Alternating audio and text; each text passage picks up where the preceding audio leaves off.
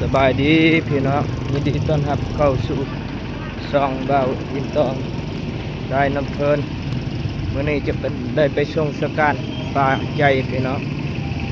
เพิ่นได้ล่วงลับไปแล้วเมื่อนี้ก็เป็น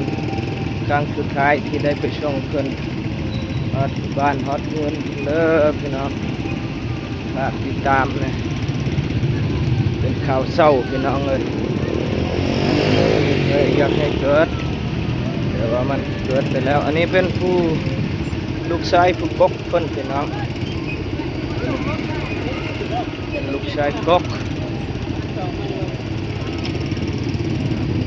คนเขาหลายอยู่บรรดาไอ้น้องลูกหลานที่ไปส่งเพิ่นเป็นครั้งสุดท้ายหลายอยู่พี่น้อง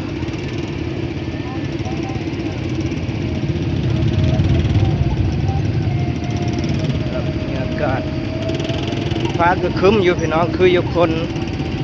แต่ว่าอาจจะฝนบ่ตกเพราะว่าจะได้ไปสู่สวงสวรรค์นะ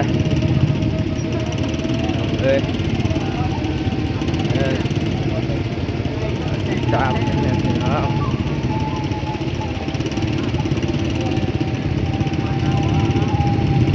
บรรดาจัวกับนางขาวเป็นยมาท่าอยู่พี่นะท่าอยู่พี่ท่าจูงอยู่พี่เด้อเพราะว่าทางมันเอาไกลได้ก็เลยย่อเข้าทางเขา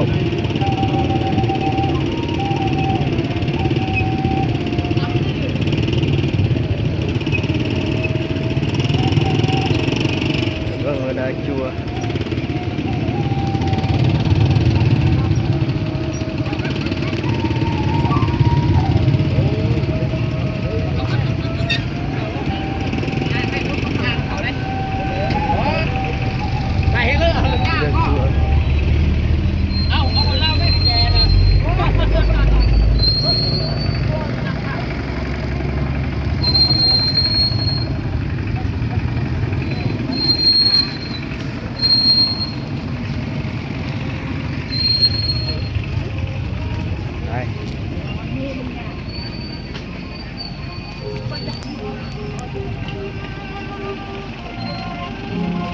สการ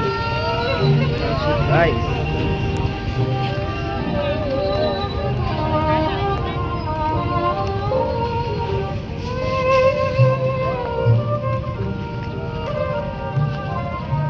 ไปแล้วบ้านนี้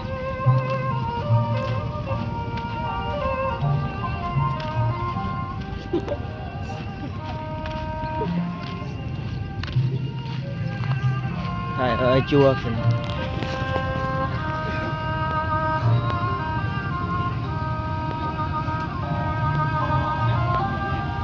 ที่เช่าที่ชุดเลยพี่น้อง